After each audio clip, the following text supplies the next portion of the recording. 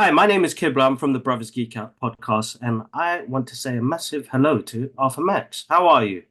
Very well. Good afternoon to you. Thank you, thank you. Massive thank you for your contribution in cinema. I have to get that out of the way because you've worked on so much over the years. It's insane. Like, I'm actually nervous right now. Uh, But don't be. but thank you so much. Honestly, so many great memories. But it was my main question is going to be is how does Ridley Scott come and approach you to say we're making Gladiator II after 25 years? Well, I mean, like every project Ridley uh, takes on, it's uh, it's going to be big and it's going to be quick, Arthur. That's pretty much it. And and he wanted to go on the sequel. He wanted to go even bigger than the first one. That was the major brief for me. Hmm. Uh, and we were pretty big on the first one, and so scale was the thing. We wanted to supersize, as we say in America. Yeah, I think it was. I think what I heard was Gladiator on steroids, basically. Yeah, that's the quote. I think that was from Yeah, Dell.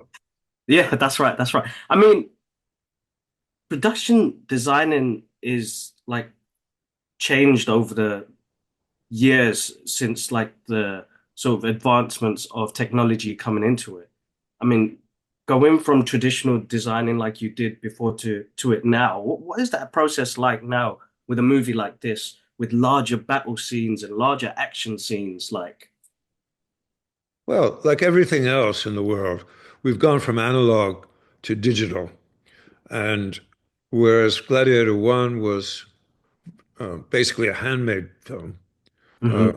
Gladiator 2 is largely a combination of handmade, but using a lot of digital tools as Hmm. well.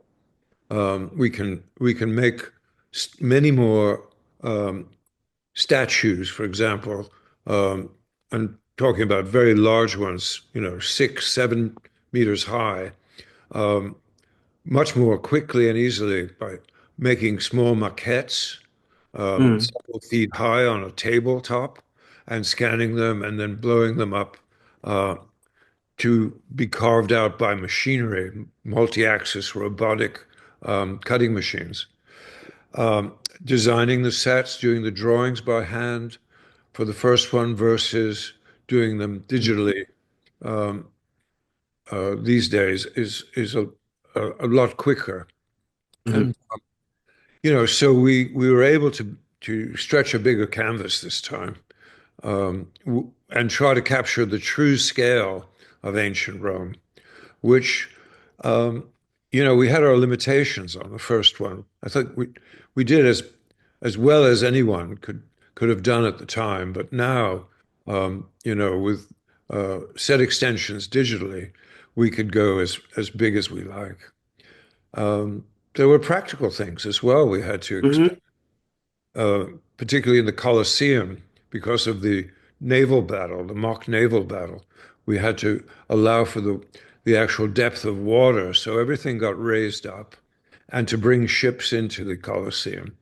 The entry arch had to go vertically higher, I think about 5 meters vertically, and that caused a lot of structural issues Hmm. in terms of how we built.